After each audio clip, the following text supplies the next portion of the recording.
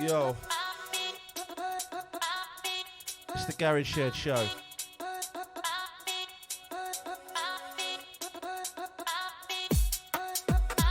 Me, Gavin Ford from 4.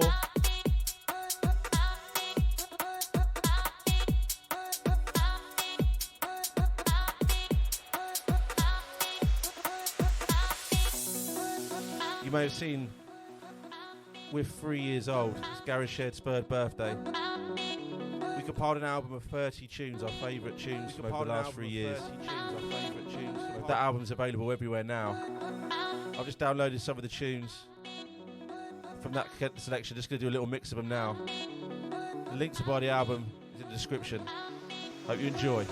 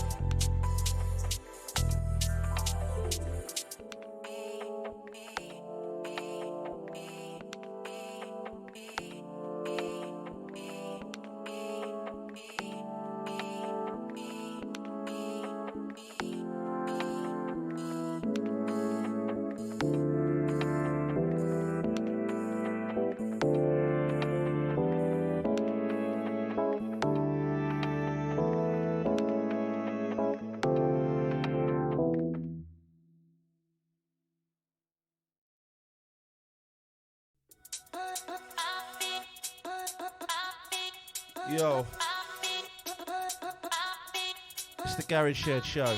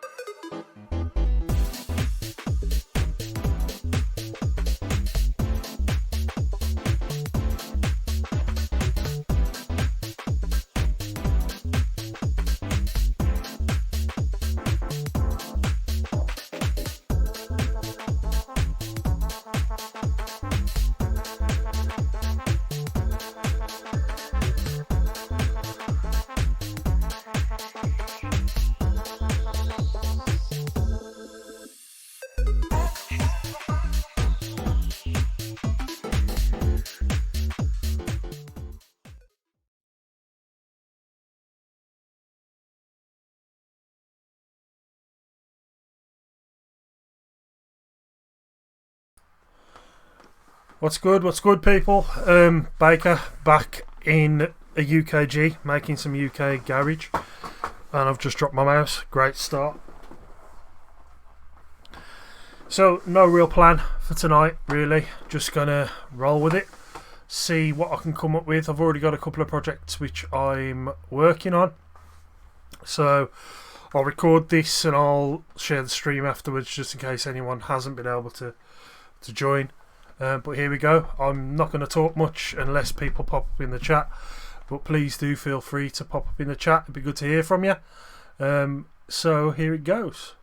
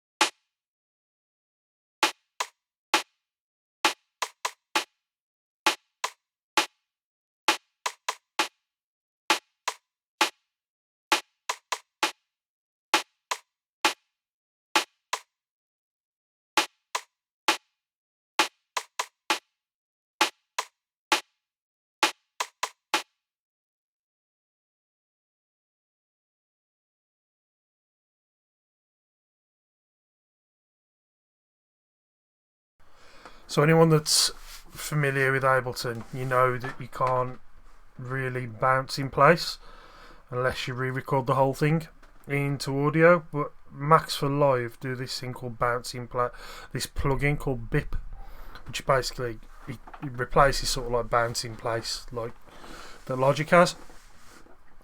And all you do is you put it on the track you want to bounce, and you bounce it to a new track, and it just resamples the whole thing out. The only problem is you do have to sit there while it's doing it. So all I'm going to do is I'm just going to select a section where I've got these these claps and this clap and snare, bounce a part of it out because I want to resample the snares a little bit, and I'm going to put some reverses in at certain points, and it's just easier to do it this way.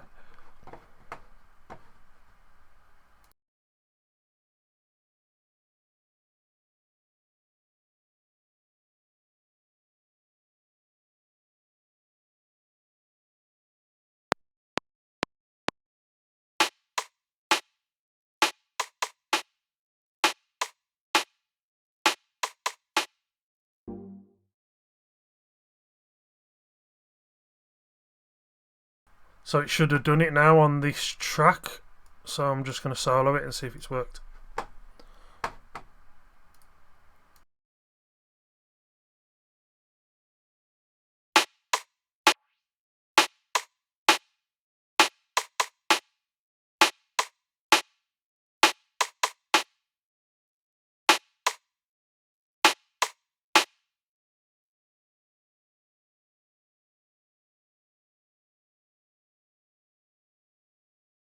And what I'm probably going to do is I'm probably just going to chop the two up that I've got, reverse them, and just throw them in some of the sweet spots, so to speak. Just checking the chat. I don't think we've had anybody. No, we haven't had anybody join. Abbott Costello, if you are here listening, buddy, pop your hand up. Say hey. I'm glad you're here with me. You're the only one at the moment, so we'll let's hope we get a few more people on. But if not, never mind. I'm still going to carry on anyway.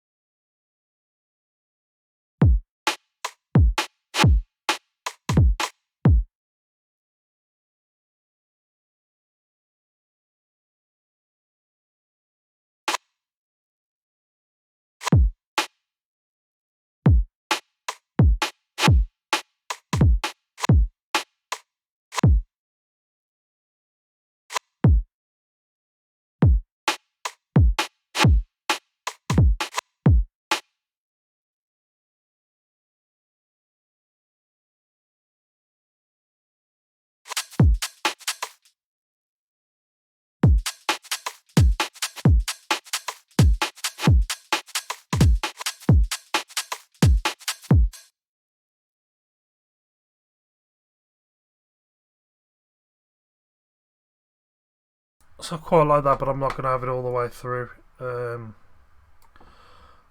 just going to consolidate that. and I'll have it through this part of it here, where I believe it's sort of like after like the main drop. Yeah.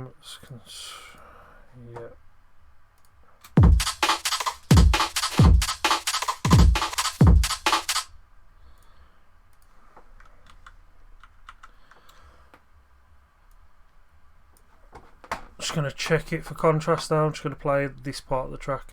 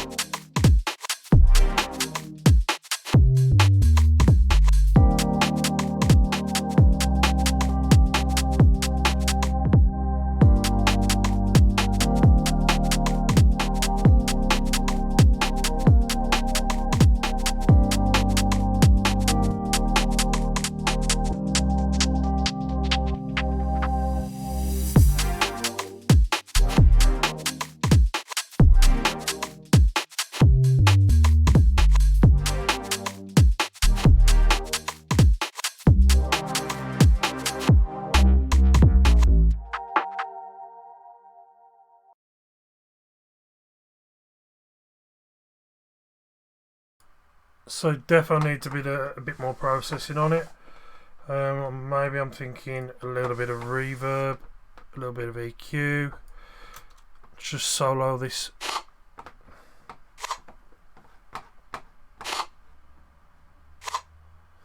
Housemaster, how's it going, buddy? You alright? Same old here, mate. Making UKG in a really, really cold garage in the UK. Anyone that doesn't know, I've got this little bit of a studio set up in my garage, but it's freezing, absolutely freezing. I also believe we have someone that's with me. Here we go. Just trying to make a count. It won't let me. Ah, right. So, Housemaster, I've got a lad joining me in a minute. His name's Joshua Cook.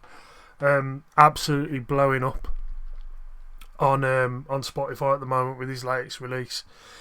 He's watching with us at the moment. He's just creating a Twitch account so he can join the chat. Josh is a good lad. Josh, I'll introduce to Housemaster. He's one of the guys that I've met who are doing the remix, the MJ Cole remix competitions. Housemaster's an absolutely phenomenal producer. Seriously, go check his work out everywhere. He's epic. Right, I'm going to shut up a bit so I can try and process this a little bit. Josh, you are in. Happy days. Nice that you're in the chat. Good stuff. Right, I'm going to mute and process these little chops a little bit, and then I'll play a bit of the track for you.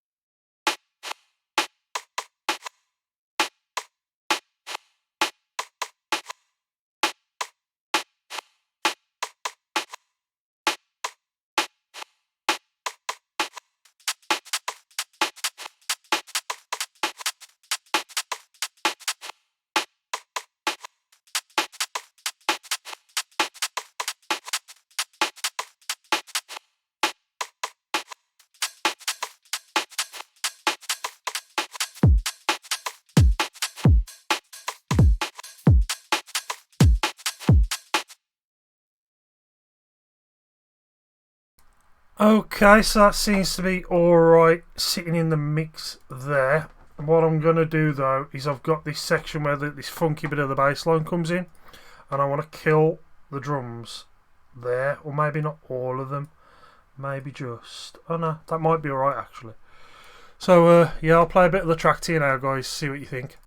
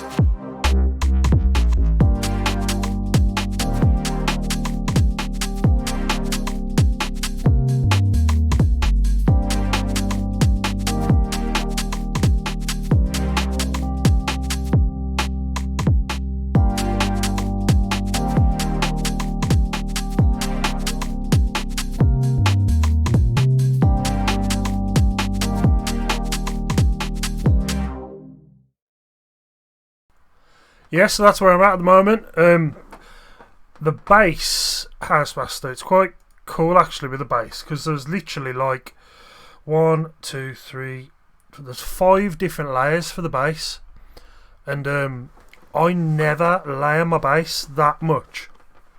But if I just solo the bass group, you've got obviously the main bass, which is, it's like an extended sub, but it's not a sub, if you know what I mean.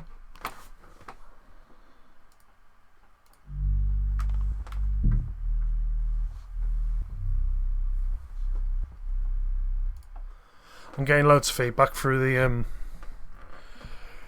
mic, so I'm gonna try and bang these headphones on a sec, guys, if I can get them out of this labyrinth of wires that I have in front of me. It's the studio's a right mess at the moment. Right, I'm turning my speakers off and putting my headphones on, because then I might be able to talk while I'm playing the bass.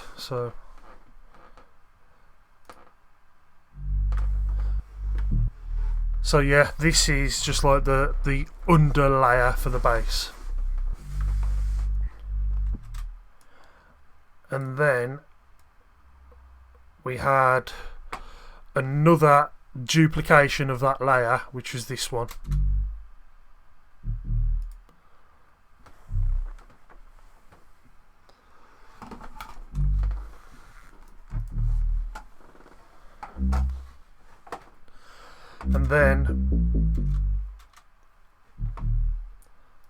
And then we had an 808 that just replicated that bass, which is this bit here. You're probably not going to be able to hear this if you've not got headphones on, and those sound really, really similar. But when I've EQ'd it so they're not clashing with each other, if you know what I mean. No, do you know what? I'm lying. I haven't even EQ'd that one yet. So I told you it was a rough idea. But then you've got these two parts of the bass here, which are like my favourite bits. So I'm just going to play these bits here. And it's just like little fills that come in. In fact, let me solo the whole bass group and then you'll hear it.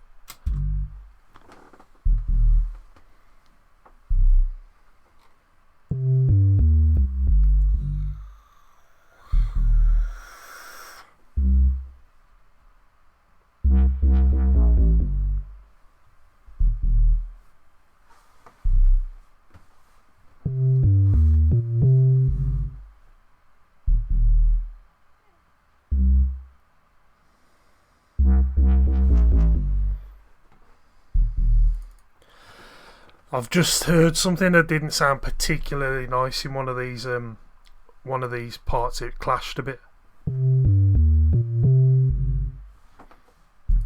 It's that one there. It's that note there. The end note.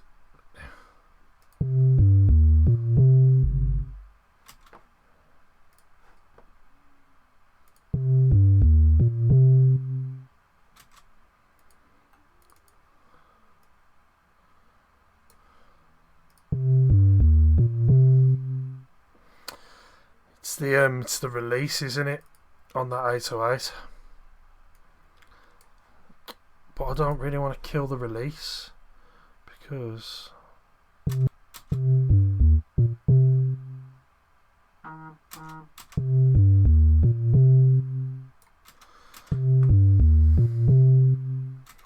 think the only way I'm going to be able to do is bounce it into audio. What can I do there?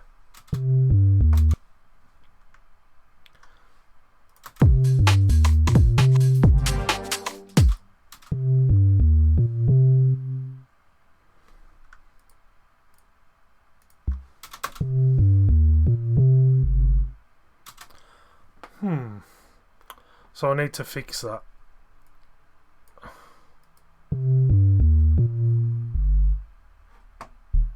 Let's just take the last note off.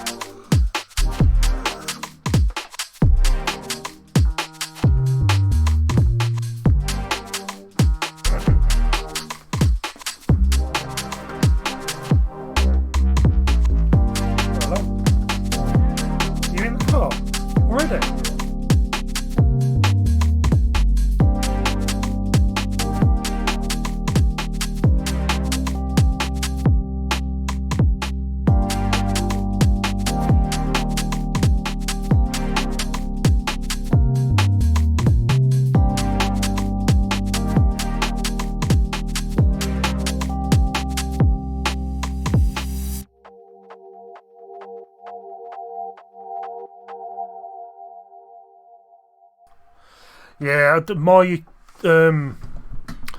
my chat's on a bit of a delayed response, Housemaster, and I heard that on that last note.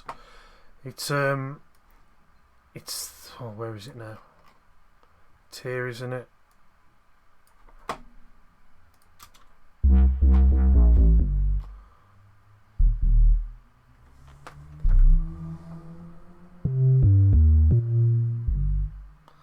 So I've literally just took the last note out. What did you distort it with? Oh, the bass. So on the entire bass group, nothing. That one, I haven't distorted that. This one, I haven't distorted it yet.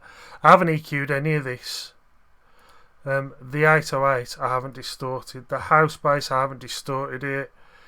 The only thing I've distorted is these little fills, and sorry, no, not the fills, the 808 bass there.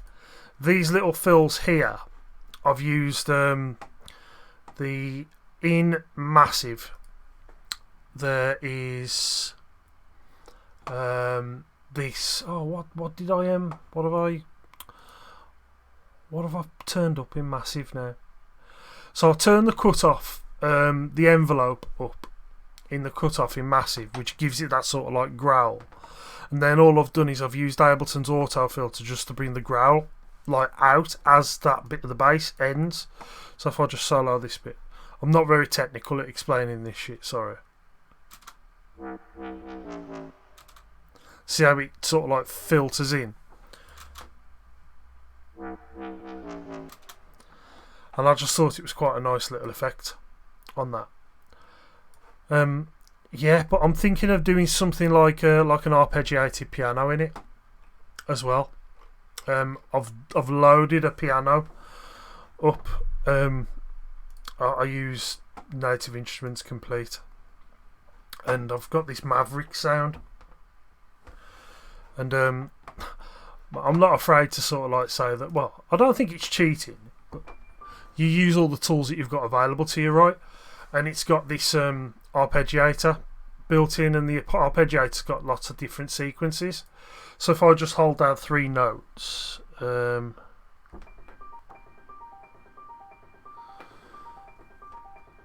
it does it over 2 octaves, or if you just wanted it over 1 octave,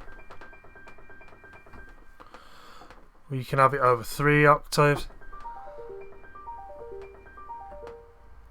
But I thought it sounded quite cool over the 2. So if I play it in context with the track,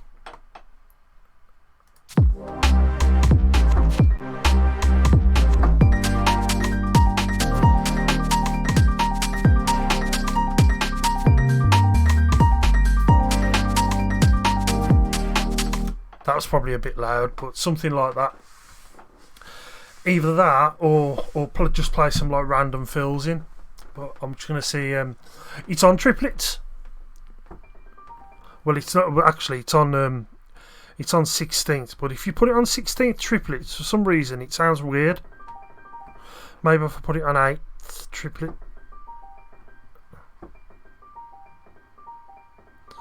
So that's 8th.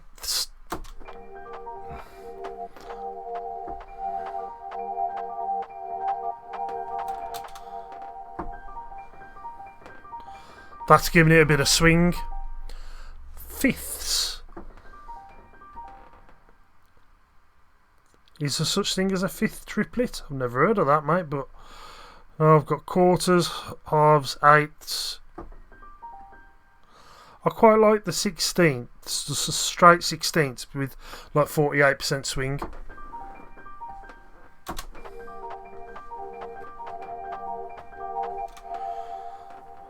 Let's put the hold function on, then I can just add random keys.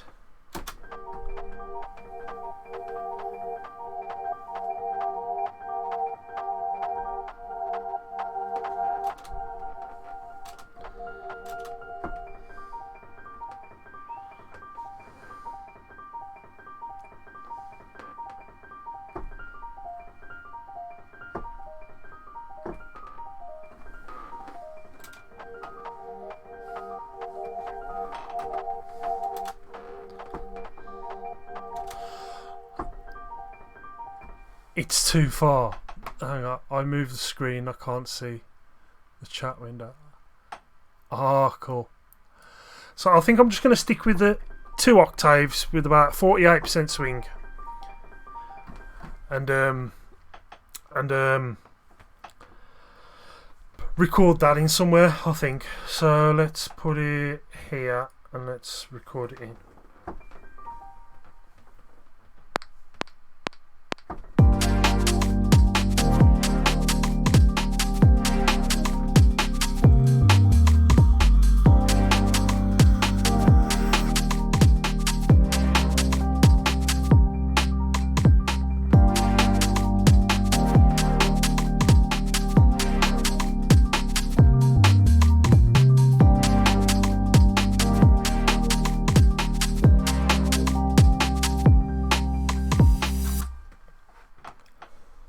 I think you might be getting quite a lot of bleed through this through my headphones into the mic, so I do apologise about that in advance. Not too sure if we've lost Josh. My it's absolutely hammered. No, Josh is still there, I think. Cool. It's just cool. So I've recorded that in, but I might need to go in and tidy it up. Josh still there. It's alright, it's my chat box on Streamlabs, it's playing up. So does it work though?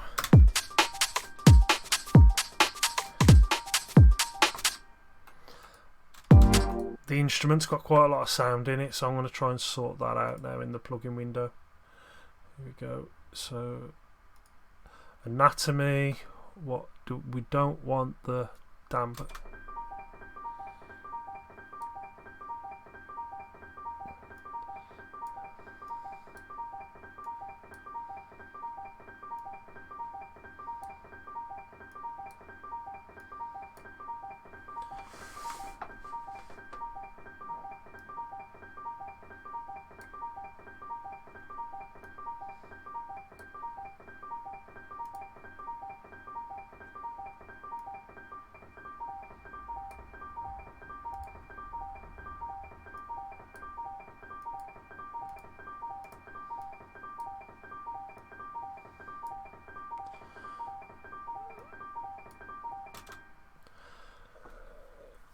Swift, how's it going, bud? Happy Friday to you too. God damn, it is a happy Friday. It's been one of them weeks. So Josh, you've asked the question about vocals a couple of times, and you remember I was talking. So, guys, I've known Josh for a number of years. And me and Josh were having a chat on Facebook. I don't know whether it was earlier today, actually, and I was saying that I'm trying to sort of like go in a different direction music-wise, and my tracks always seem to end up with a vocal on them, and the only problem with having a vocal on your track is you sort of like you sort of like narrow your audience sometimes, and I'm going to try and go for sort of like a bit more of a bigger sound that can be played everywhere, not just on radio and not just in sort of like a chill playlist. So I'm trying to craft this sound that's sort of like still good enough to be played in like a bar or a club, if you know what I mean. And I've got my vocal tunes, and don't get me wrong, I'm still gonna produce vocal tracks 100%. But for the couple that I've got in the process at the moment, I'm trying to steer away from using vocals on them, just because I don't want to be that guy that always puts a vocal on his tracks. I'm trying to focus on the musical elements as opposed to the melodic elements that a vocal can bring. Yeah, that was a really long rant, wasn't it? DJ Della taught me about industry standard drums when I visited his place. He always layered a percussion element under his snare. So do you know what? I've just talking about the snares and whatnot. All I've done in this beat is I've literally just got like a standard sort of like drum beat going. I'll solo everything else, just play the drums so you can hear it in context.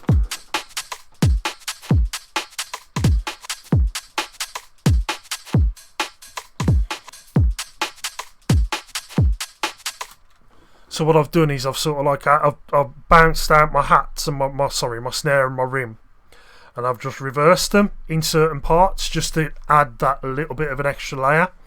But what I'm also going to do is I'm also going to cut a lot of the drums in certain places and bang a little bit of Foley in there just to make it sound a little bit more organic, but haven't got that far with this track yet.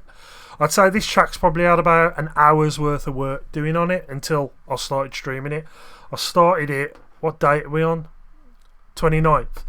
Don't know whether you guys are going to be able to see it because the screen's so small, but in the top corner you've got like the name of the track, and the track's called the 28th of the 10th 2021. So literally I started it yesterday, spent about an hour on it and came up with this idea. So it's really really really young, this idea is, but yeah, layering drums and putting them in specific places is definitely one of the most important things, and that's something else I'm trying to craft. I'm trying to craft my own way of doing my drums as well. So where was I? I was EQing this arpeggiator.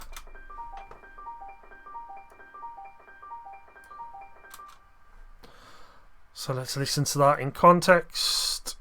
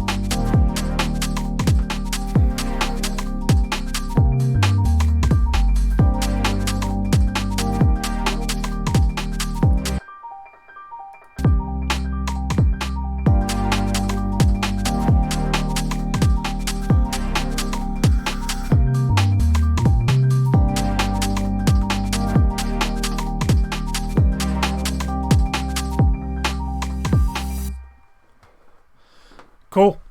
So I'm sort of happy with that arpeggiator. I like how it's sitting. I like the actual choice of piano as well. Contact's got quite a lot of different options for pianos. This is the Maverick that I'm using. But if I just load a fresh instance of Complete Control up, there's a few that I've got. I've got Alicia's keys.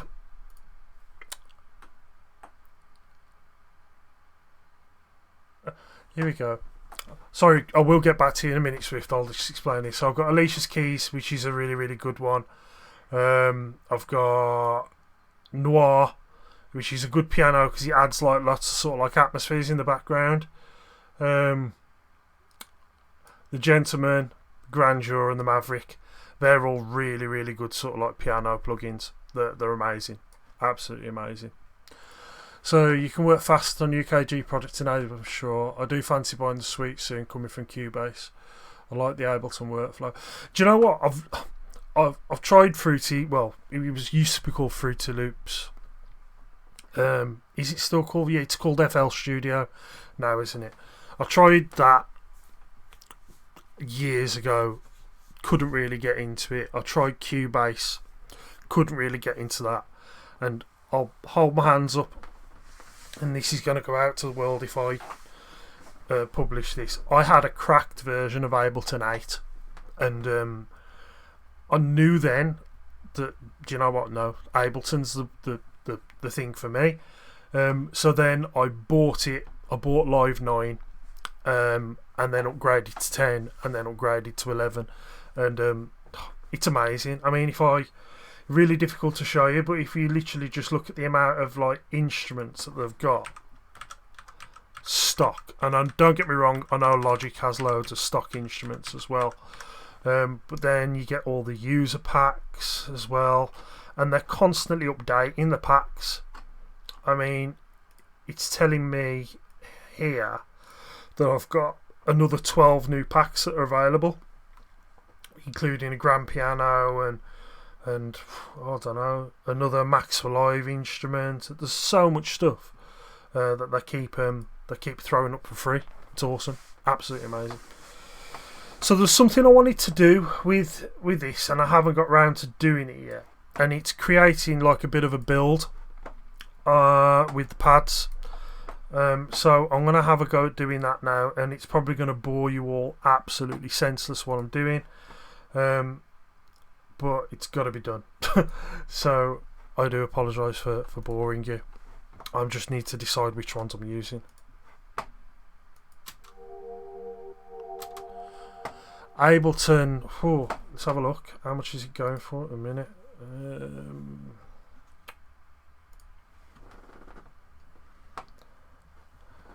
This is a bit where I've opened Chrome and my laptop decides to die because it is a potato. Ableton Live.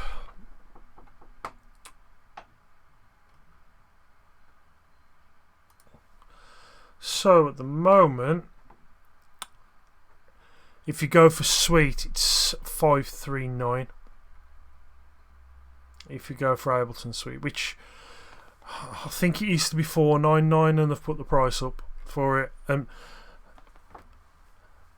So I've made a Halloween UKG tune on trial of Ableton Live. So do you know what, mate? The trial, even if you go for light, I'll tell you what. In fact, I'll show you something. If you want to try Ableton, if you have an account with Splice, Studio. Oh, what am I doing? Plugins. Door. You get Ableton Live 10 Lite for free if you sign up to Splice. Well, say sign up. You create an account with Splice and you get Ableton Live 10 Lite. I think the only thing it limits you to is it limits you to the amount of tracks that you can have. But if you want to try it out, it's really good. I can't speak highly enough of Ableton. I love it. Housemaster, I'm on Splice. Mate, Splice is awesome, man. Absolutely awesome. I get loads of stuff off Splice. Absolutely stacks of stuff. I find Splice really, really good if you're searching for inspiration. So for argument's sake, I was looking for like a chord progression, and I really couldn't figure it out. I was tapping away at the keyboard and I just couldn't figure it out. So I went on Splice and I started looking at keys and found this really good chord progression, dropped it into Ableton, and then used Ableton's function where you can convert the audio track into MIDI, and it does it quite well.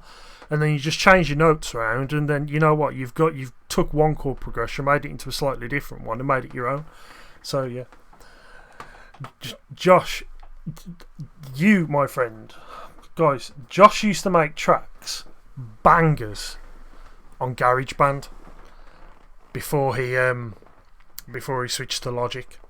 So if you can make a banger on GarageBand, need I say more? So I made a few UK garage tunes in Machine, right. The drums that I've got in here are all from Machine. They're all from a specific pack in Machine. It's the flipping out, what's the name? Bouncing Flavour pack that I've got, and if I to that, oh gosh, but yeah, it's the kick, and I've used like various things from there. Started off using an iPod, mate. You're one step away from pots and pans in the kitchen when you're making music on your phone. It's crazy, isn't it?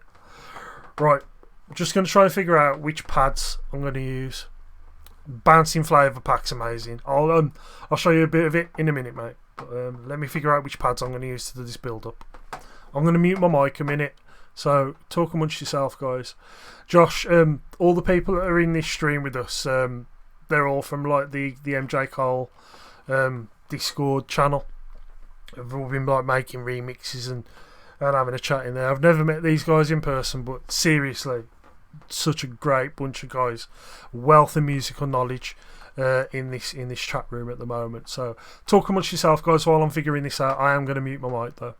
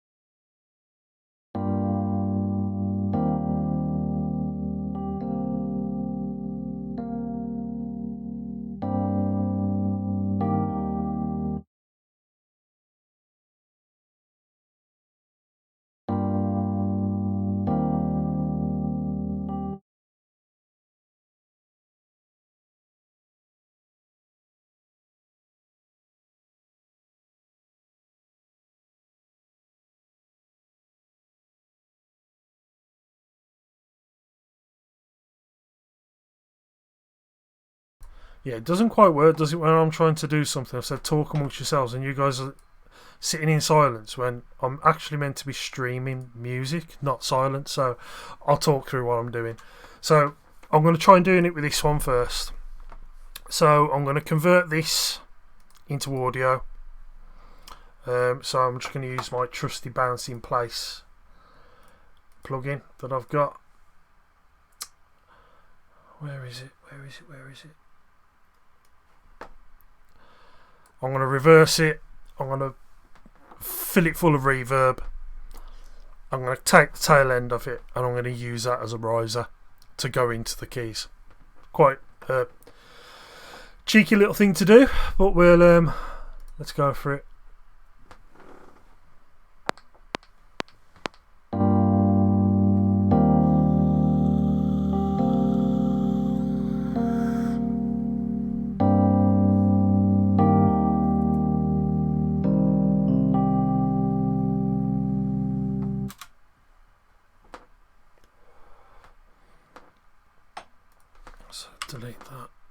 Delete that. Move the Bounce in Place off that one. Oh god. Onto that one. delete that. So what we've got here is we've basically got the audio of them keys. And now what I'm going to do is I'm going to reverse it.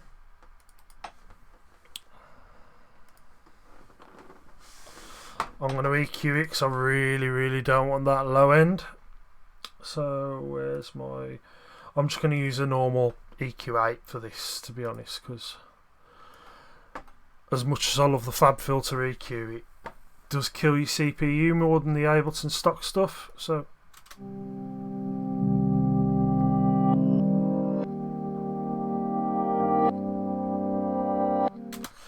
that's about right. And then I'm just going to use Ableton's reverb.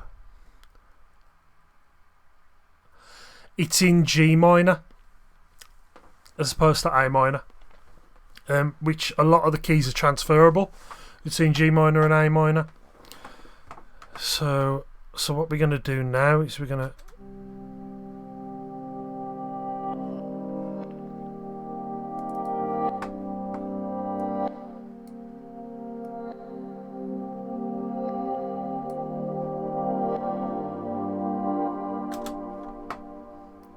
okay, and then what we're going to do is we're going to bounce it in place again, and then we'll reverse it back again, and then we should have a nice build up that goes into these keys. So let's bounce in place again.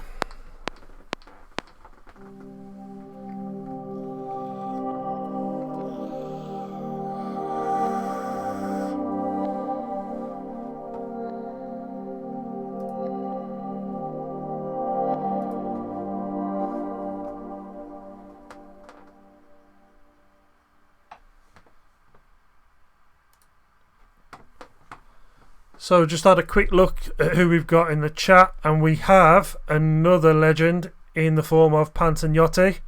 How's it going, bud? Not too sure if you're able to pop up and say hi. I hope you're good. Just working on a little bit of a UKG track. The idea is really rough and really raw, but that's how we do it. Oh, superb. Cheers, Swift. Thanks for hosting, dude. Thank you. Pantagnotti, how's it going, mate? Hope you're good. So yeah, basically what we've done, guys, is we've taken these keys here. So I'll just solo them. We bounced it in place. We reversed it, so you ended up with something like this.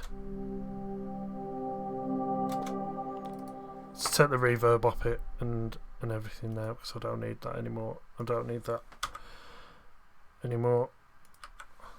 So yeah, turned it into something like this. And then we added the reverb and then bounced it all out again, which gave us something like this. And we did all of that just because we wanted this bit. And that's all of what I wanted off this. But saying that, I should have, I need to do it all again. Unfortunately, don't be mad at me, don't get mad, because the tail wasn't big enough on the reverb. Pantagnotti just got my Mac back. It was broken for a while. I was thinking of changing his pseudo name to Panta.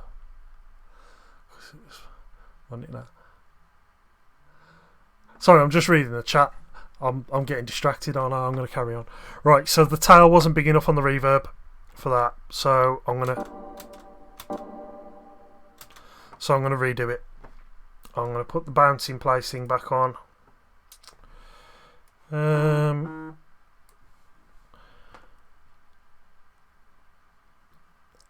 Nah, Pantagnotti is easy to pronounce, dude. I think it's unique. Nah, keep it. That's the one. Pantagnotti, that's the one. Trust me.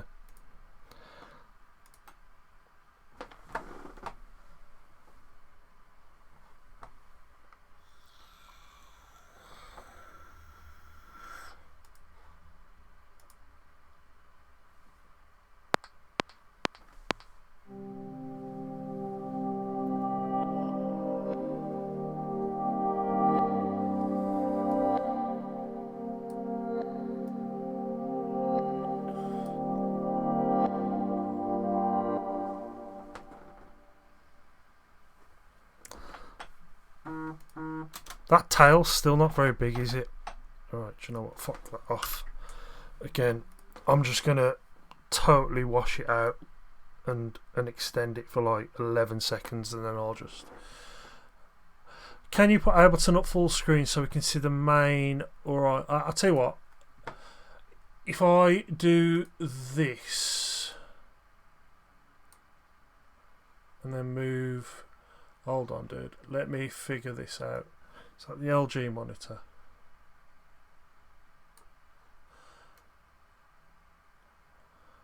Do you know what? No, I'm going to undo that, because what I'll do is I'll switch it onto the other screen,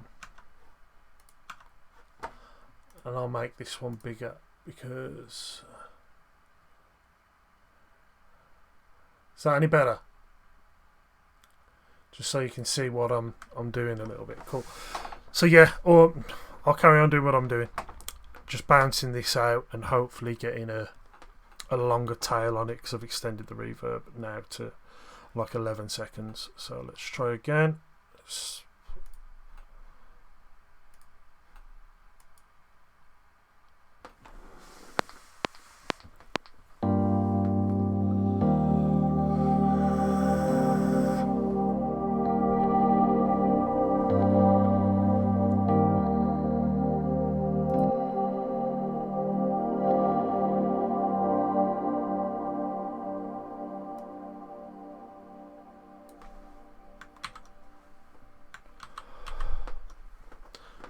Oh no, it's flipping cocked up. Right, try again. Not having much luck today, guys, sorry.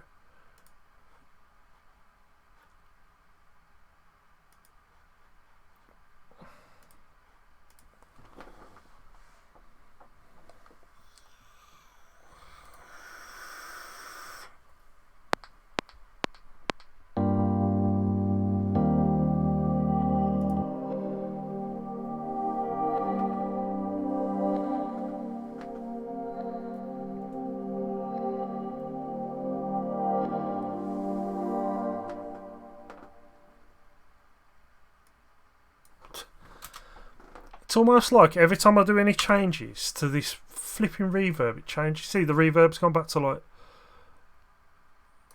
Here we go. Third time lucky. If it doesn't work this time, I'm sacking it off. I'm going in and I'm going to drink whiskey until I collapse in my own vomit.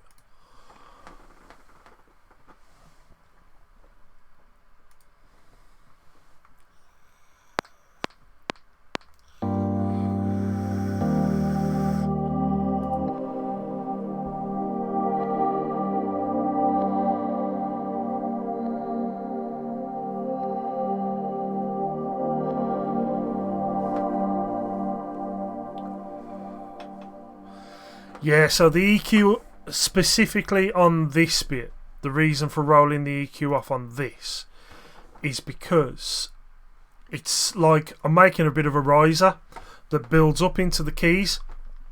So if I solo the keys on their own, there is loads of bottom end in there because I haven't EQ'd any of it properly yet. So all I've done is I've rolled off the bottom on the EQ just to make the riser, and then I'll EQ the rest of it afterwards. So after all of that, the whole purpose of me doing this, and I'm going to keep this little bit, is all I want from this whole thing is literally just that section there. And what I'm going to do is I'm going to reverse it again. So we're reversing a reversed clip, if you know what I mean. And then if we just listen to this on its own,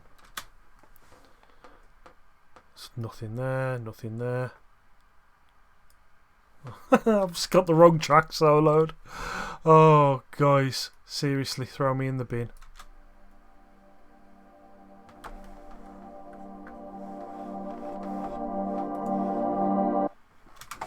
So that's what I wanted to make. It's basically just a riser that I'm making with the keys of the track. And hopefully where I'm going to put it is here. So I'm going to keep these little bits over here because I might use them for something else afterwards. Anytime I bounce anything, I always keep it just in case I'm going to need it again at some point. So let's collapse. Which don't I need anymore? And we'll keep it there, although I'm not going to use it for now. So if I play the first part of the track again, and hopefully you'll understand what I was hoping to achieve with that bit.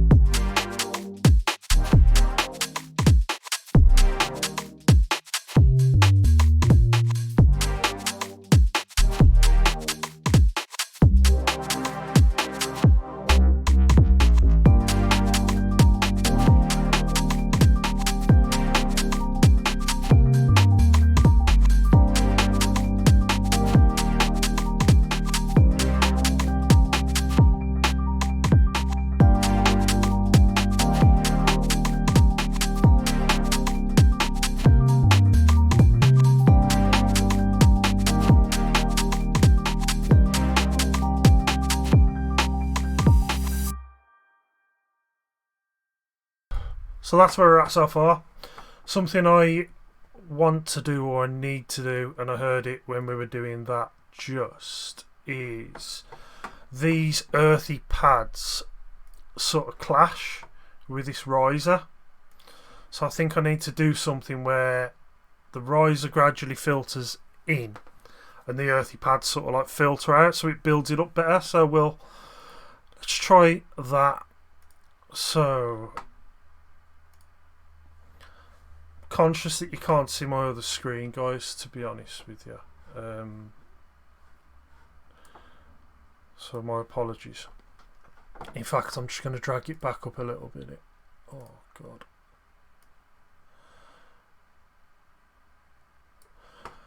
So I'm going to use just a standard auto filter, I think.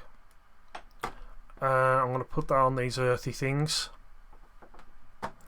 I'll make that screen bigger again. I really need to sort my stream set up and have different scenes so you can see what I'm doing, but I'm really amateur at this stuff. I just stream on here because it's nice to talk to you guys and it's nice to share the process as I'm going along. So let's solo this pad.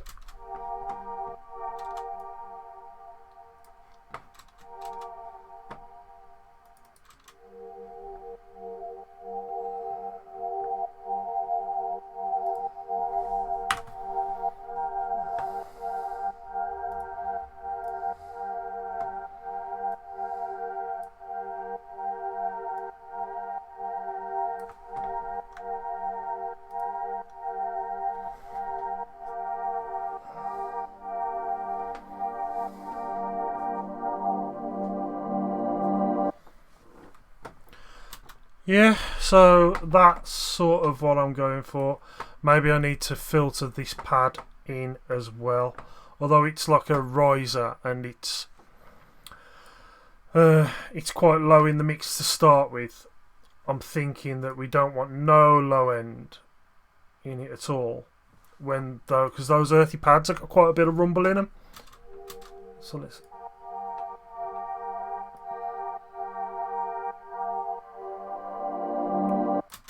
There we go. I'll do it. So if I start it there and then have it come right the way down. Bit of resonance. Just listen to that bit again.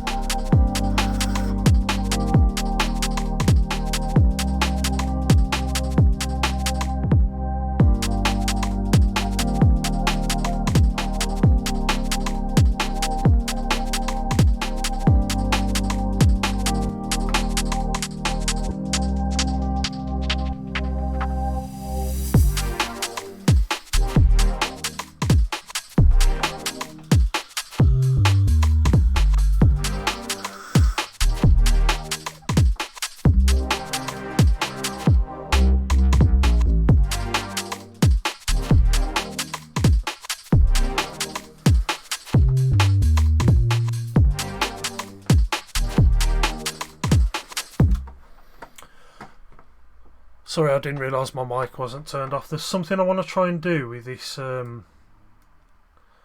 this second bit here. Let me loop this bit, see if I can get it to loop.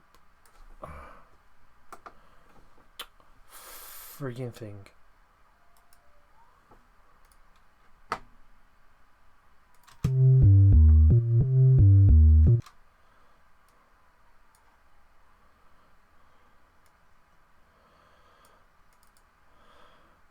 Now, you'll have to forgive me while I'm playing around with this bit because I'm not 100%.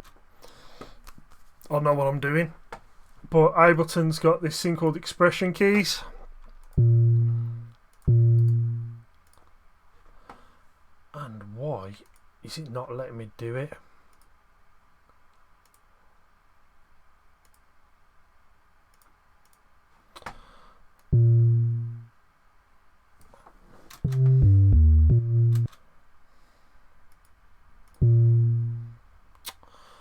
Oh, that's pants.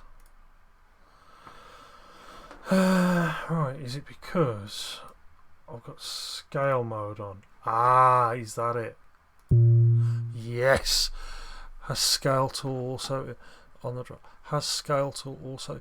Yeah, so it's got the scale tool in it. Yeah, so you can basically set your scale. So I've got it set to G minor. You press scale and it literally just shows the notes that are in that scale. But what I want to do with this last thing here is I want to try and give it a bit of a pitch bend.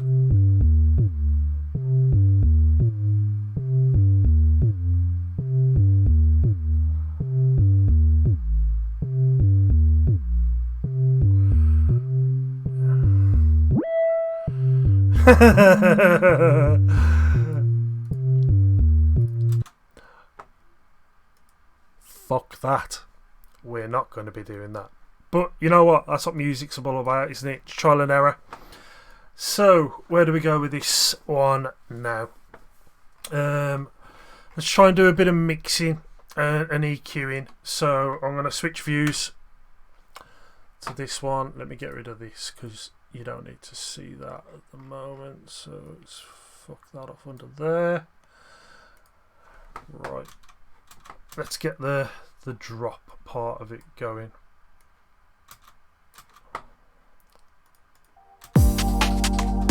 Let's do this bit to start with.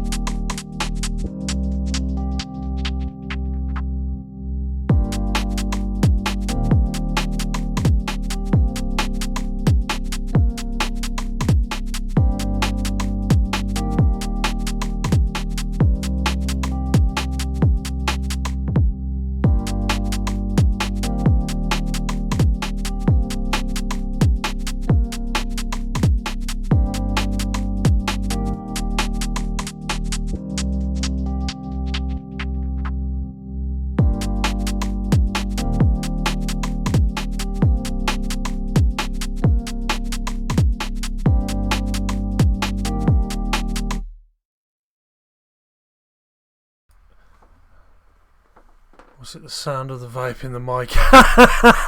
Yep, it definitely was, mate. Sorry, I forgot I got the mic on. That's why I had to turn it off. I keep forgetting. Yeah, I'm sorry. I'm really sorry, guys.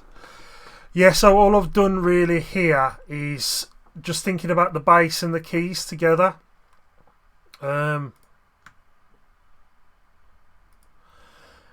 I knew that the fundamental frequency of the keys was sitting around about 200. So if I just solo the keys.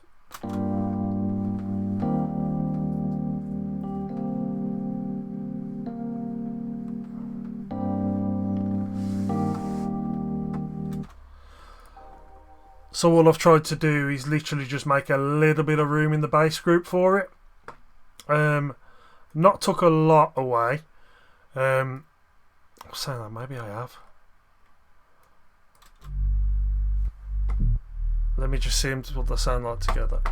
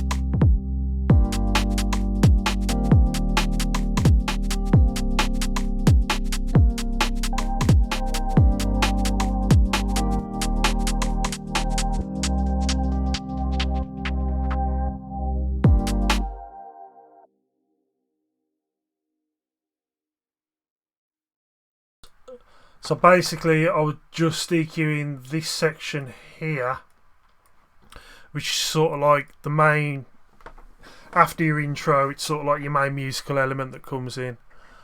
And then I'm going to do it where these like funky stabby little pads come in, just to make sure I've got that right. So have a quick look in the chat. One thing UKG I find today is I hear an clean EQ sound, and I do think too much EQ takes away the rawness. 100% agree with you, mate. So that's why with the drums, I'll just show you the processing that I have on my drums. So I've grouped them all apart from the crashes, because I wanted the crashes to sit separately, because for want of a better phrase, the crashes didn't fit my drum processing, if that makes any sense. So we always have this little bit of an effects chain that I put on my drums. So I've got 2 chains. One of them is just the kick, or the low end, and then the second chain is literally just the mids and the highs.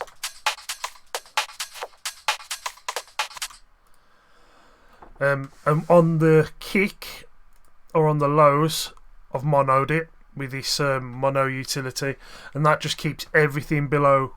I think I've got it set quite high on this.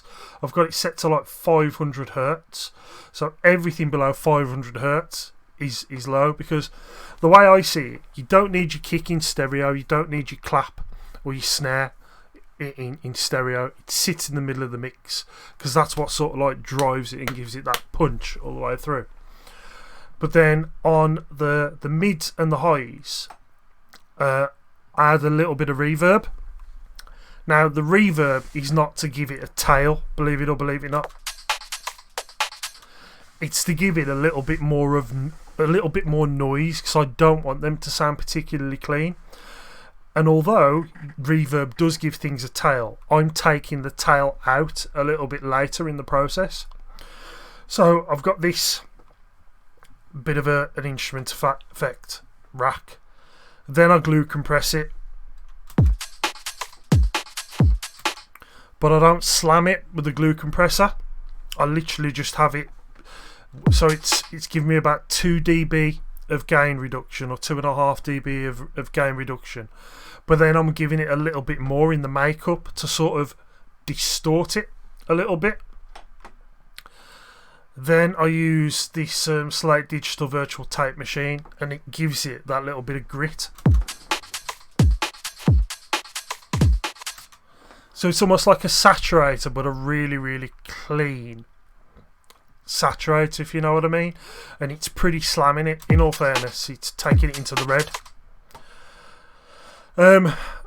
Then I've got just a 1 knob. In fact, I can move that over. So with the effects chain here on the highs, I've put the reverb on to make the drums sound a bit more gritty, the high end. But then I use Transit Master, and all I do is I just knock the sustain down a little bit, so all that tail that I've got on the drums, I'm almost taking a bit of the tail back out. Quite often what I'll do then is I will then saturate the whole chain, but on this I just don't think I needed any more saturation on the drums because I thought it sounded alright as it was.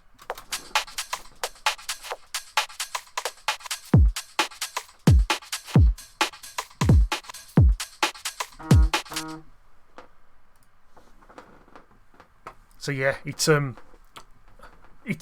know what, it's very subjective, isn't it? Some people like super clean drums, other people like drums really dirty and filthy. I like both.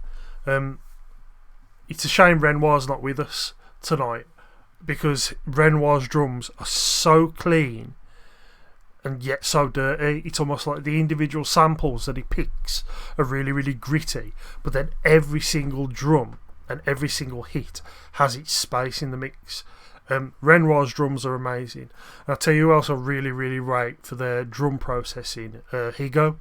Higo's drums are epic. Absolutely epic. Right, I'm going to EQ this little bit of the track then, because I've been ranting for too long.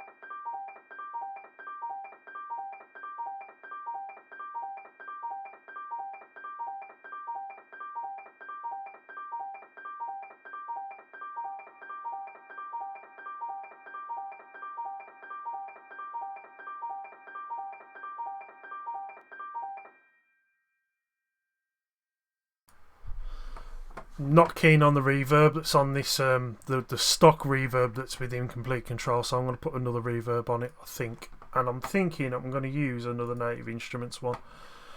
But my laptop's starting to struggle, I think. Told you it's an absolute potato, my laptop is. I have been looking at the new Macs, but I don't have a spare kidney to sell for it, so it's not going to happen.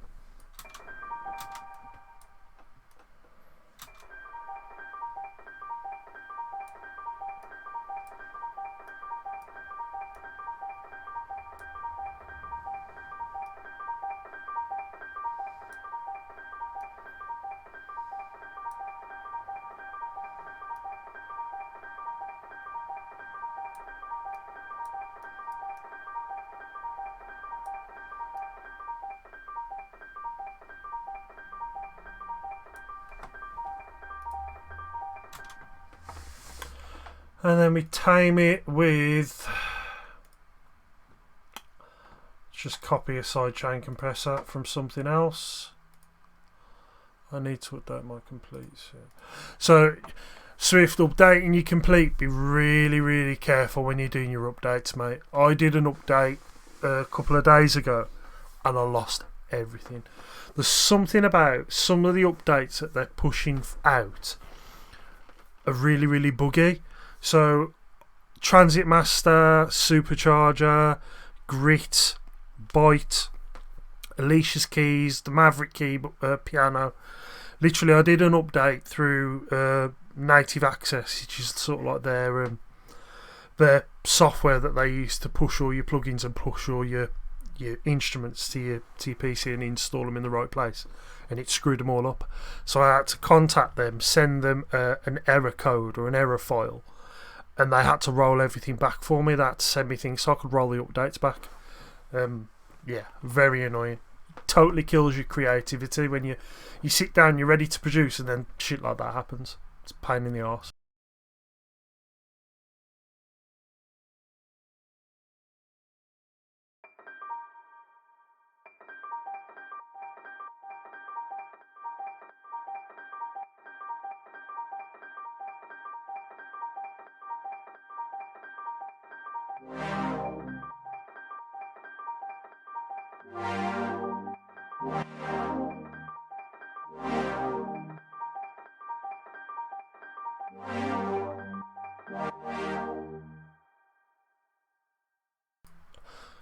So usually, I'd say with the arpeggiator, I'd make the arpeggiator quite wide. Drop my mouse on the floor again.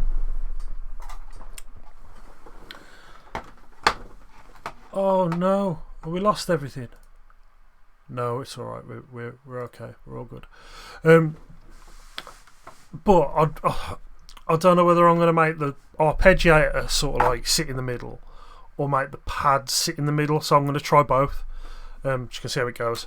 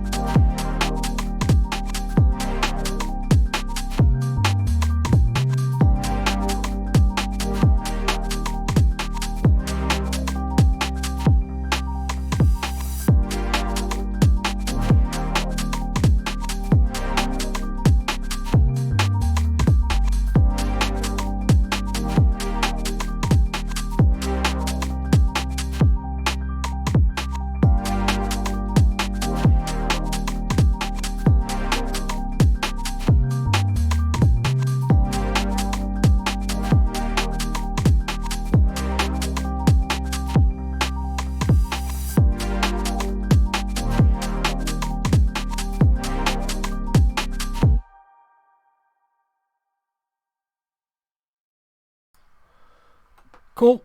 So yeah, that's that one. That is a work in progress at the moment. I'm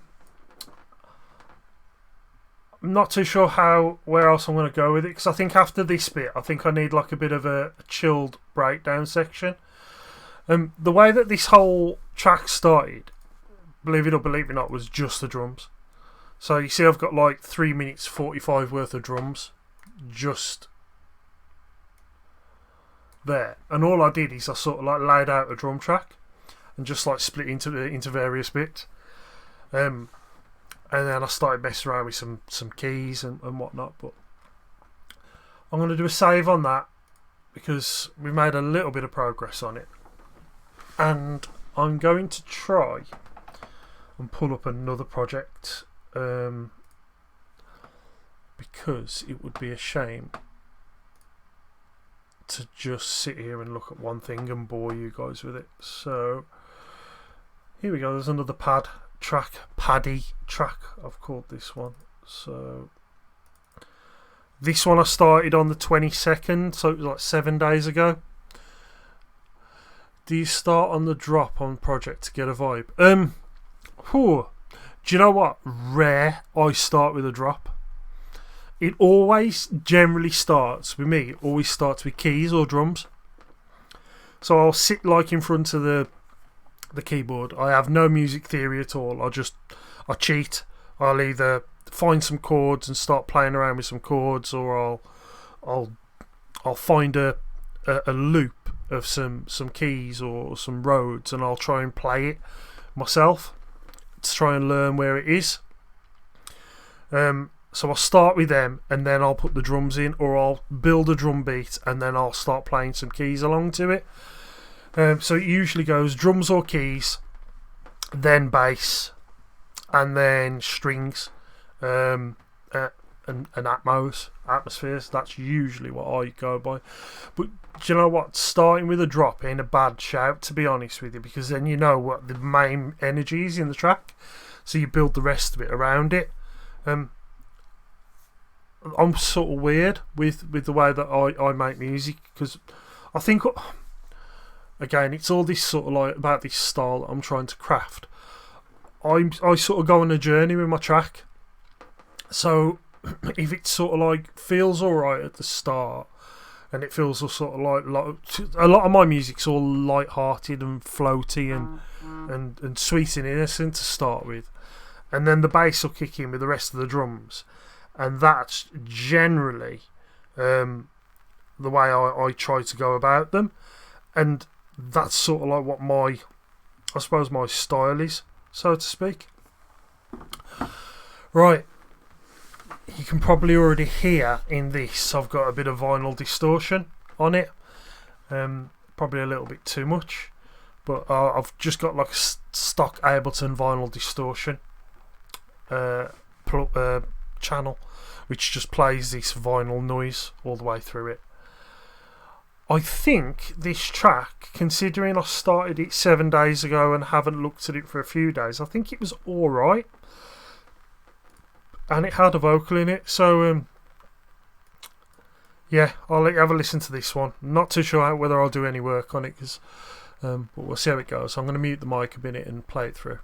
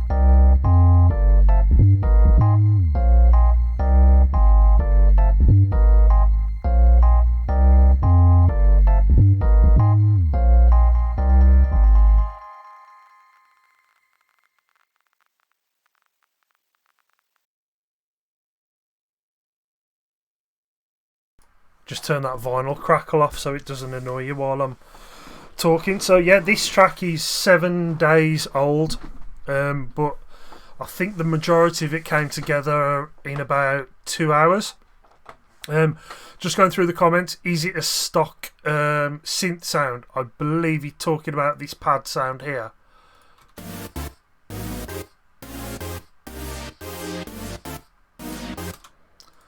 Unfortunately not. It is a serum patch, and I think all I did is I tweaked it a little bit.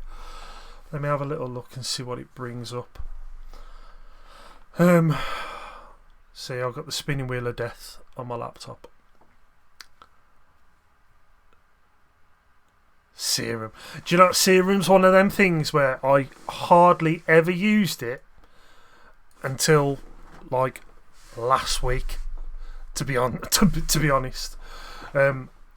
Just because I always tend to go for sort of like things in Native Instrument, but I've really got into sort of like serum's pads. So the patch is it's serum chords, but in essence it looks like it's two sort of like sawtooth waves, just detuned with some unison.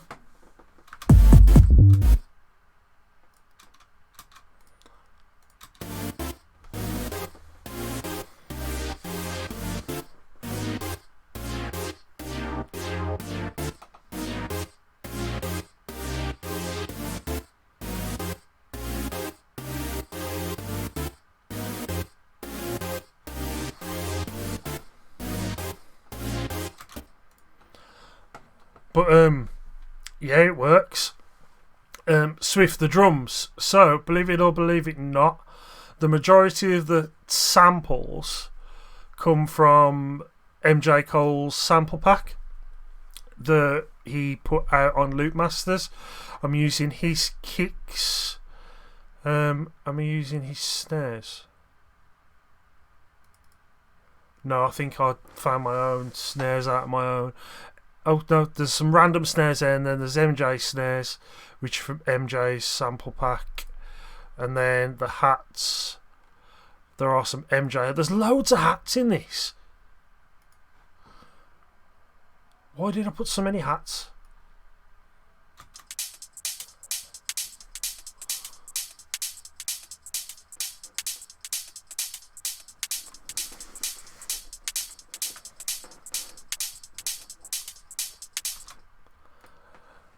So, do I need? So, when you're using samples, do you need to put anything on them, or are they already wet enough? Generally speaking, I won't use wet samples, just because I like to add my own like effects and reverb to them. And you'll notice from this, it's pretty much exactly the same channel I've got on my beats. Some provide them both. But generally speaking, when you get sort of like drums from a sample pack, they'll either come, whether they come as they are, they either come wet or they come dry, and they're not advertised as what they are. So I've got my typical instrument effect rack, which separates the mids and the highs. I have used the saturator on this one. Same virtual tape delay, glue compressor, but then because of the drums, and it's funny, Swift, you say about the drums, I've almost over processed the drums, so I've got like a maximizer on them, and then I've got a transit master on them. So the maximizer I use to almost give it a bit of overdrive and a bit of crunch. So if I just play, where's the best bit of the drums? Here we go. Say from when you get that little bit of a kick roll. So here.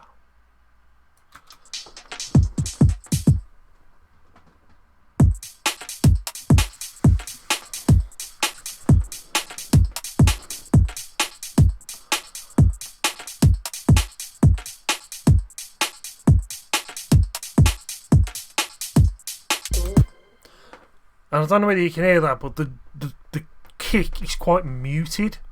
It's not like a really, really boomy kick. What did I do on the processing for the kick? So the kick wasn't that long anyway, but I've took a bit of the tail off on the kick. I transposed it up by 4 semitones just to sort of like tame the low end a little bit more and make it fit with the key of the track. Thing I always do in my kicks, I always EQ pretty much everything out below sort of like 30-ish hertz. I've got this sort of like general rule: anything under 20 hertz, it's only sort of like the world's best speakers that can really get that low end rumble and make it sound alright. Sort of like between 20 hertz and 40 hertz, that's really where your sub needs to be sitting, or 20 to 50. With my kicks, I'm very surprised I haven't rolled off more than 27, to be honest with you. I usually roll my kicks off around about 35 hertz, just so it leaves space for the bass. And then, in fact, here we go. I've got an EQ8 on the kick, but for some reason I've then duplicated the EQ, and there we go, 40 hertz. I've killed the kick off at 40 hertz. But yeah, the drums aren't too bad, and I think the drums work with the bass, to be honest with you. I think the two together work quite well.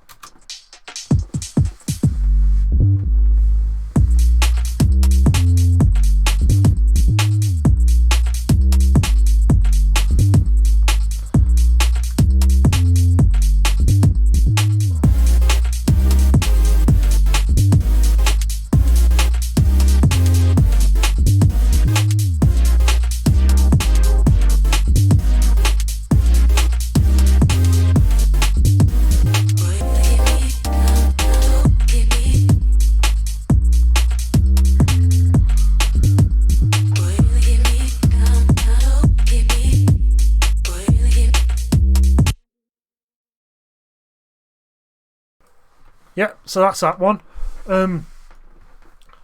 Anyone that's sort of like in our little Discord group, I've been talking about how I was really, really struggling for inspiration, to be honest with you, and I spent so long just like tatting around with like a few ideas to try and get something to flow. And I think it's because I was trying to make music like I've made it before. And the way I used to make music, and I think second kick velocity low dB before the first note. Yes, I think there is one. Definitely. And I said, I think I'd spent so long sort of like trying to enter sort of like various remix contests, I'd almost forgot what my style was. And that's why I thought it was a really good point to try and reinvent what I was doing, because these two tracks I've been working on tonight, Housemaster will probably tell you more than anyone, to be honest with you. They do sound totally different to the type of track that I will usually produce. And I think I needed to change my style up a little bit. If I share another idea, so that was one from the 22nd. The one I was playing before was from... Oh shit. Oh, I lost it. Where's that? That's really odd.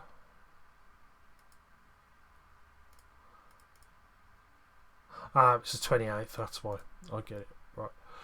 So then I've got this one that started on the 19th. And I don't think there was much in it, to be honest. Let's see if it'll load. Spinning Wheel of Death, as per usual.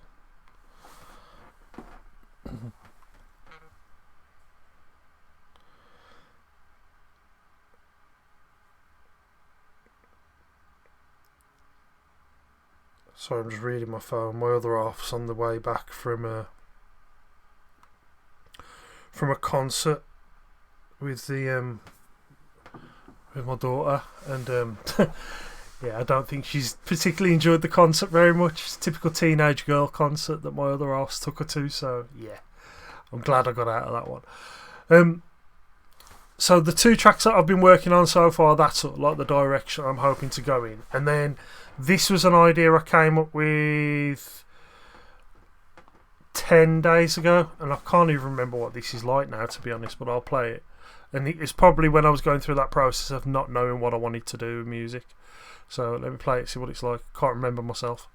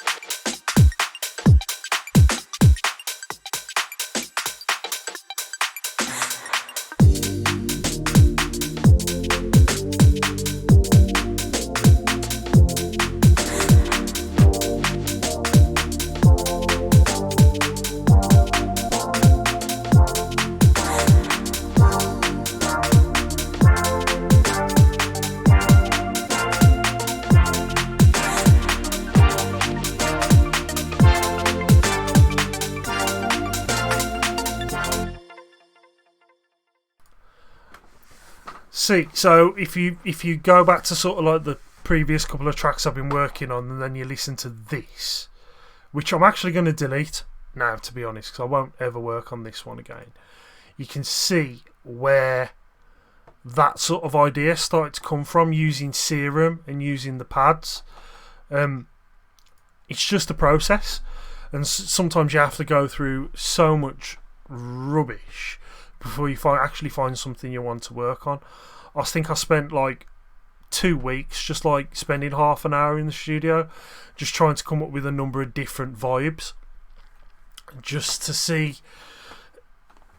if I could find something that would work for me.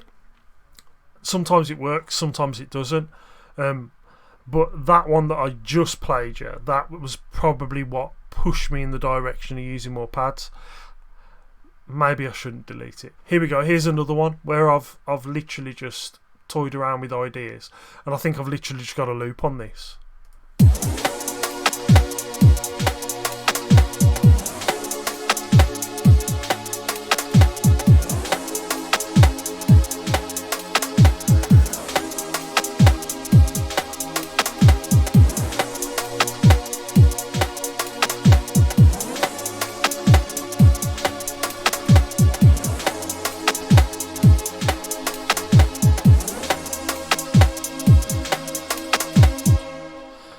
this was sort of like the first attempt at doing like a pad track, and this patch is something that I've built myself.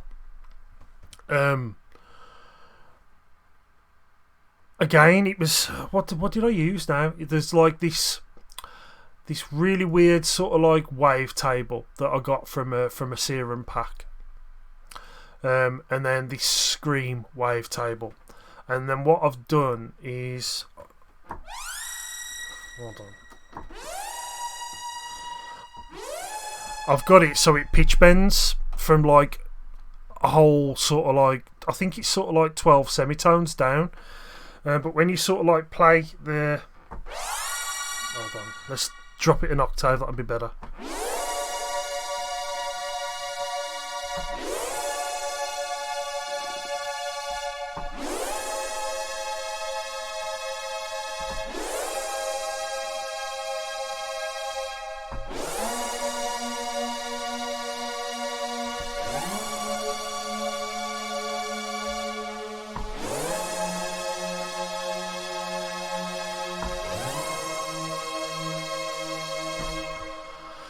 So yeah, it started off like that. But again, I probably won't do anything with this idea now because it's just not my. I think I've moved beyond that creatively, and I think sometimes it's great to sort of like have idea after idea after idea, but then it's also great to be able to bin off the ideas that you're never going to look at again, because you can. I think sometimes you can become too focused on trying to finish everything, where you generally can't finish everything. The thing that I was most impressed with this thing that I've just done here is I made that serum patch myself, and I've never really been massive into sound design, and the keys I literally just found by playing around on the piano. But those keys are sort of like my favourite sort of like chord progression at the moment. I've been playing it like in my head over and over and over again.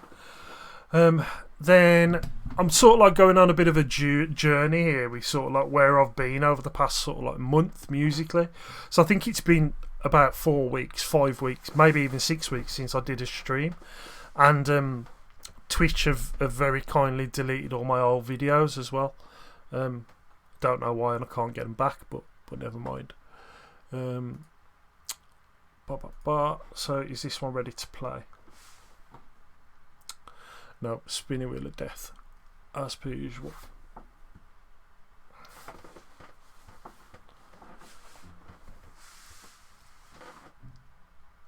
Come on. Oh, actually, wait there. Ah, no.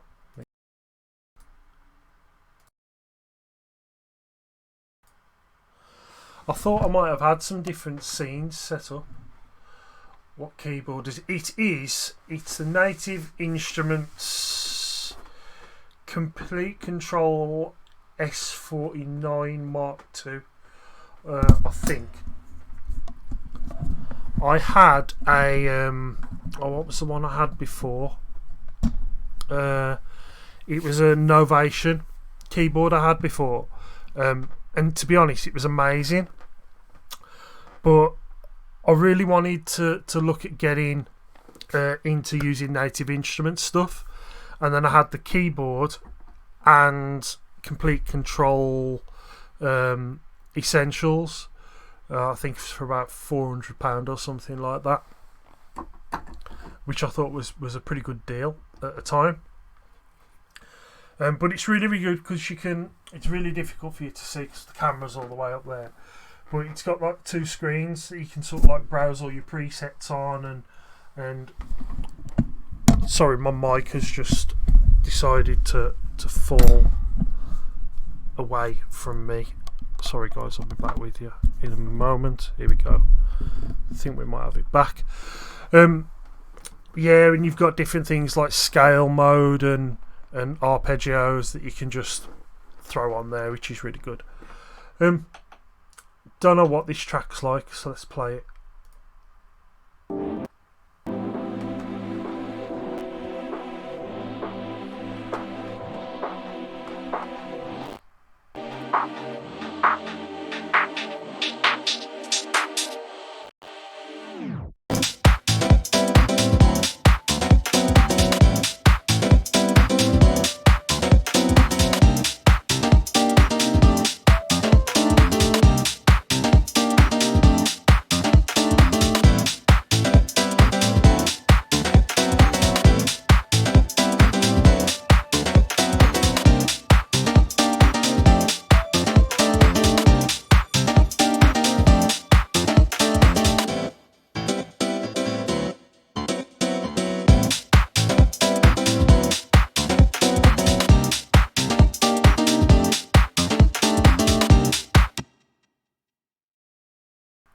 See, this is almost like going a step back to where I am now. And I think the best thing about this, my favourite bit about this was the drums. I thought they were quite bumpy and groovy.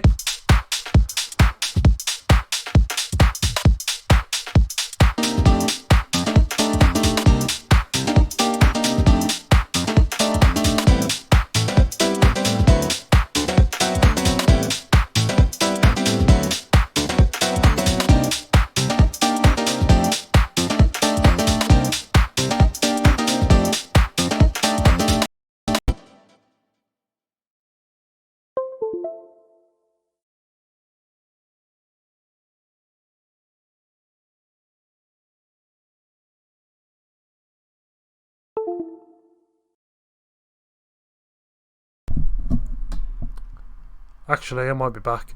Sorry, my mic became unplugged. I think it's definitely a minor chord. Can't tell you what key it is because it's one of these where I've just played around with it, to be honest. I'm going to keep the idea, but I don't actually know whether I'll complete it or not. But so I think the first two tracks I was working on are definitely my first two tunes to release next year. I've got one that's out on the 14th on Beatport, and then 2 weeks after that it goes out everywhere else. But there won't be nothing that comes out in December. Josh, you're back. Nice one. You're back, and I'm going to dip off in a minute.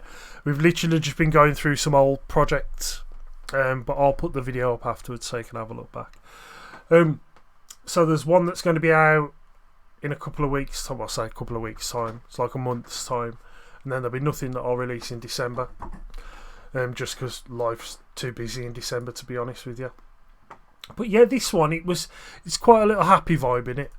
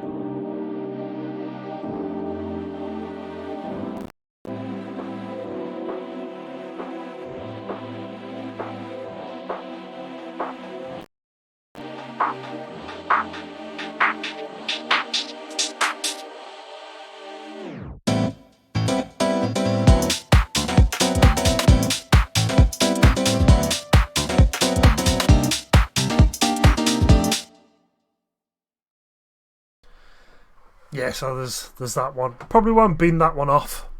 I'll keep it for a little bit, but I think definitely the ones that I need to keep working on are the first one I played, and then this. I'm going to put the second one back on again. Just because they're my two projects that I think are more viable at the moment, in all fairness. They're two that I'm really into making. I'm also in the process of sort of like trying to refresh my my sample library and getting some different drum sounds. Massively into sort of like Foley drum sounds at the moment. Just because I just think they add loads of character. And the one thing I will share as well, or I'll try to, if I can find it. He's Ableton. I've learned a really, really cool trick in Ableton, how to make your own pad sound out of like different effects. And it was a guy called, his name's Will on YouTube, but he produces under the name of Hushchild, and it was one of the things that he demoed. Flipping awesome. In fact, I'll try and find the project where it is in a minute. But in fact, I might try and show the video. Can I show the video? I don't know whether I can. But I'll try and find it in a sec. So I'm going to take this opportunity while we've got a few people in here to, if I can, no, do you know what? I'll have to do it in a minute. So Josh, you missed this one that I'm going to try and show you. Have you used Guitar Rig on sub-low sound ever? Do you know what? Guitar Rig is something I tried to get into using last week, and it looks crazy, but it's not one of them things you can just pick up and throw on something. I don't think I need to really invest a bit of time into trying figuring out Guitar Rig and everything it can do. And it looks like Ableton's going to crash. So, Josh, you didn't hear this one, but this is the other one that I've got working on at the moment. But I'm not going to play the whole thing. I'll just start it from here.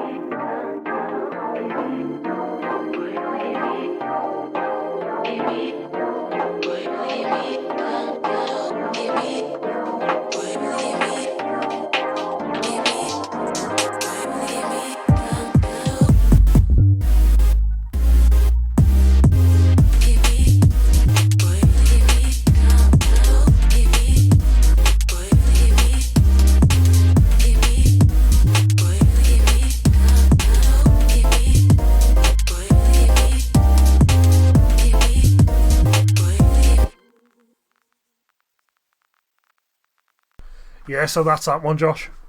It's that'll probably be that's definitely going to be one of the ones that gets released early next year. I'm probably going to go through like a bit of a relaunch. I'm probably going to step away from the distributor that I use at the moment and start distributing through, I don't know, something like DistroKid or something like that, just because it gives me a little bit more control. But saying that, I might not, because using the distributor that I use at the moment is so easy, and I don't really have a lot of time. So what I'm going to do very, very quickly within the next sort of like 5 minutes before I sod off is show you this thing that Will from Hushchild, Will or Hushchild, whatever you want to call him. The guy's phenomenal. Just look him up, Hushchild. I think his name's Will Hatton on YouTube. But he does some really, really good sort of like inspired by series. So let's start a new project. But basically he does this thing where he worked out what the fundamental frequency of A was. And I think the fundamental frequency of the note A is 440 hertz.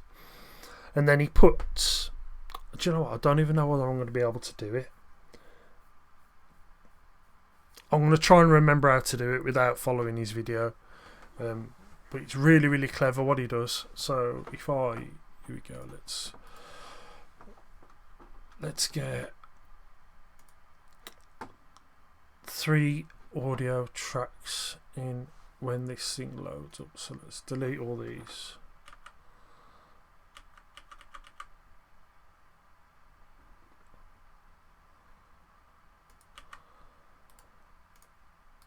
Insert audio track. Do you know what?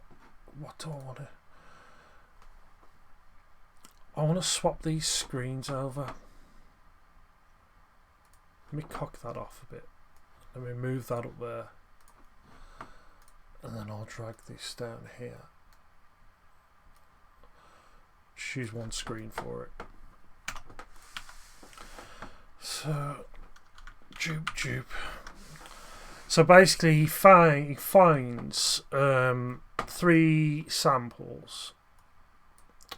And if I just go sample libraries, let's look under Foley and see if there's anything in here we can use.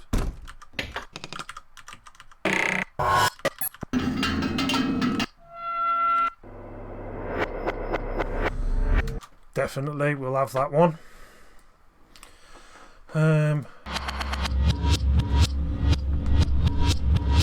Too much going on in that one.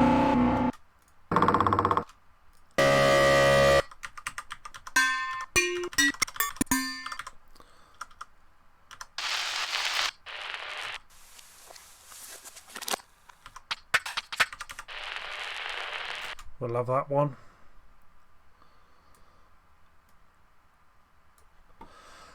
And have I got one for just effects in my sample? Is it in the random bit?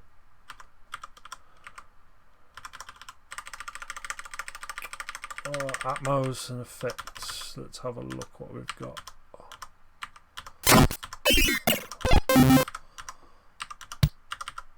No.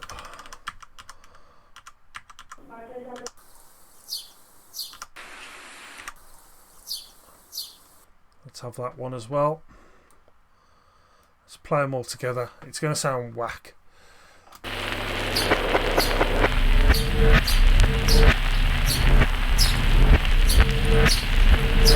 So, agreed, sounds absolutely pants together, right?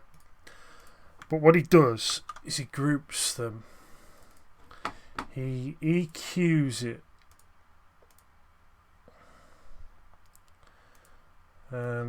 So he takes all the bottom end out.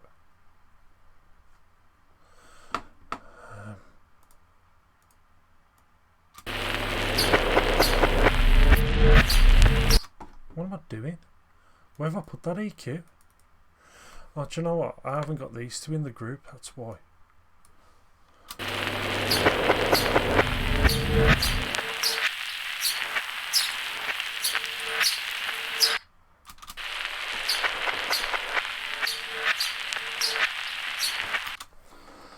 So he does that.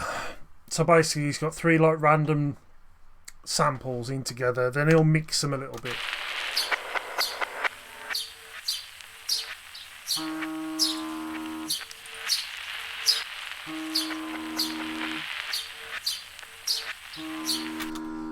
So he does something like that. And then what he'll do is he will get another EQ on there, and then he sets one of them to 440 hertz, and then he spikes it up. He reduces the Q down. And then he duplicates that frequency over and over again.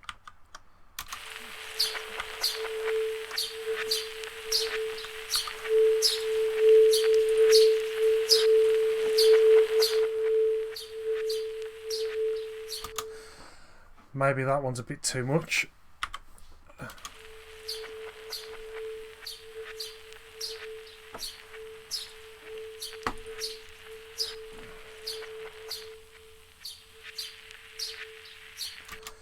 So in essence, what he's done is he's created a pad in the key of A.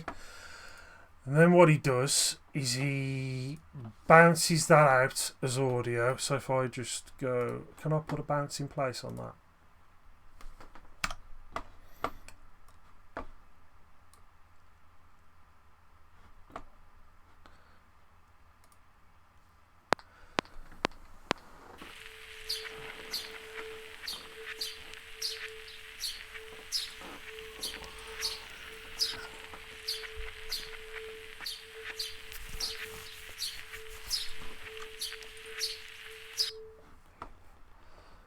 So he's basically made this audio sample in the key of A.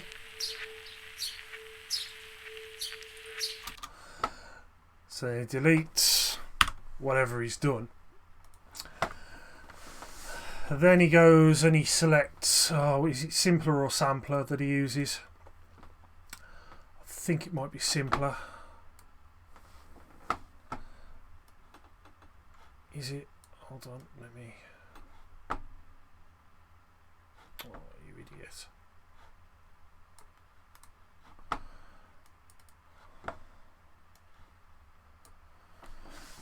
Changes. No, it's not simpler, it's sampler he uses.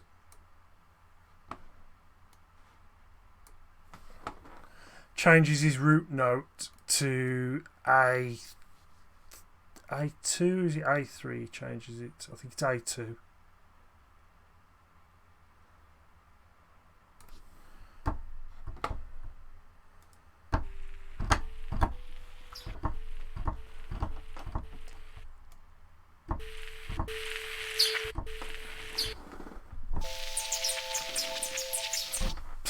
Did you hear that? It's frigging genius what he does. And then he finds a good starting point for his sample. So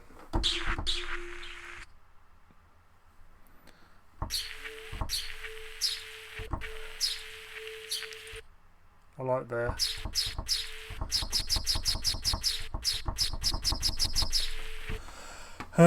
He sets it as a let me think. Can't think how he actually a loop start. Is that it?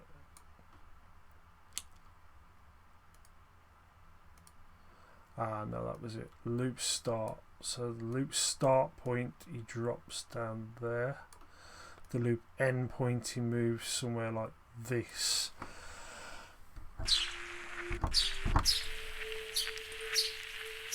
And then I think he does something with the modulation on LFO2.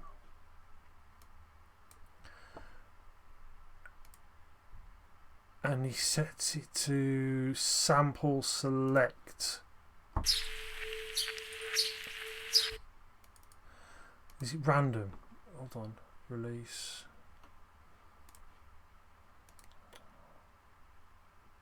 Try. He does something here where he sets something to random, I think. Here we go. Sample start. That was it.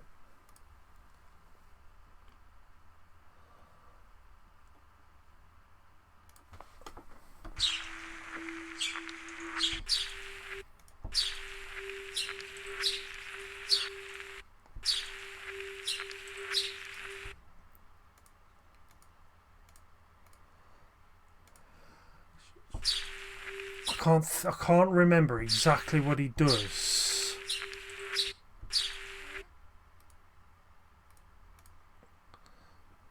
Right, here we go.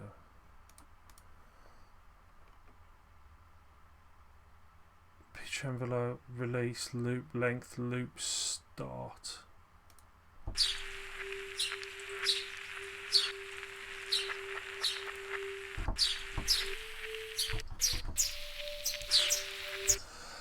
Oh, I really can't remember what he does now. How he sets it up. I might have to try and find it in one of my projects. I might have it somewhere. Pad start. No, it wasn't in that.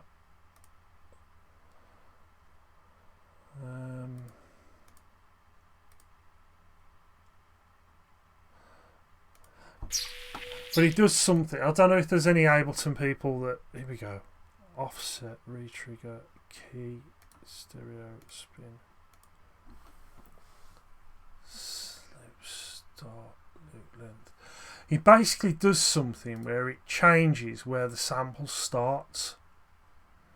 And it sort of like switches it around. Is it in the offset? I'm going to have to try and find the video. I'm going to have to... Yeah, but even if we don't do that, bearing in mind we've just took 3 totally random... Oh, my microphone's just going on a jolly again. Sorry, guys. So basically all we did is we took 3 totally random samples that weren't linked in pitch, tone or anything. We've used an EQ to boost the fundamental frequency, and we've made a pad. So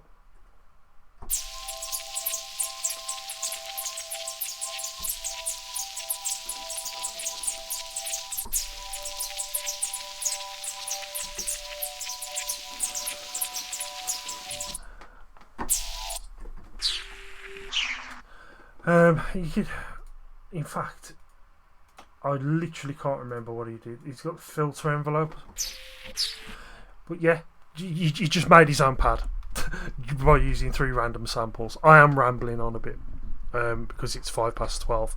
I can't believe it's 12:05. So yeah, guys, I'm gonna call it quits tonight. But I hope it's been enjoyable. To watch some random bloke from the West Midlands sitting in a freezing cold garage making some UK garage.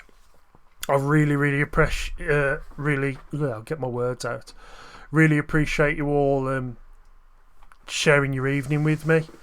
I love doing this stuff, and I love spending time talking to people who have a passion for music as I do. And like I said, if you take something away from it, great. If you haven't, you've just been here for the crack, I'm happy with that as well, guys. So thank you very much.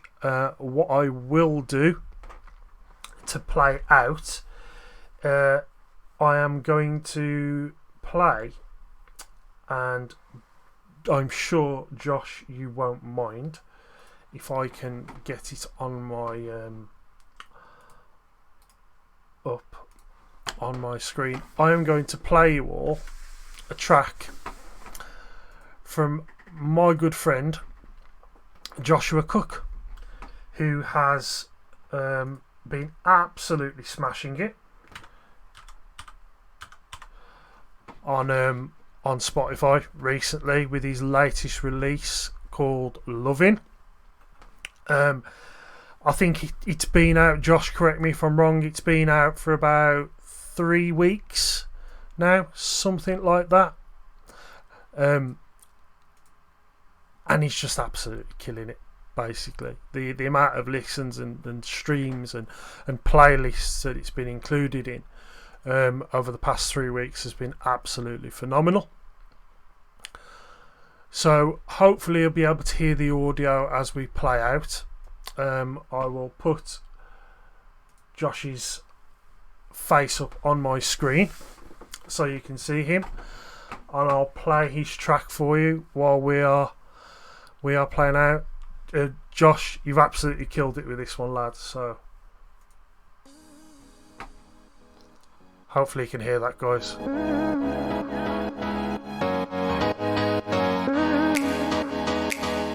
Right, guys, thanks ever so lot for joining. I'll play out and then I'll end it. Alright, take care, guys. Nobody gonna take it over you. Come my soul. Nobody gonna tell me different. You come my heart. You come my love, my loving baby, my loving baby. You come my heart. Nobody gonna take it over you. Come my soul. Nobody gonna tell me different. You come my heart. You come my love, my loving baby, my loving baby.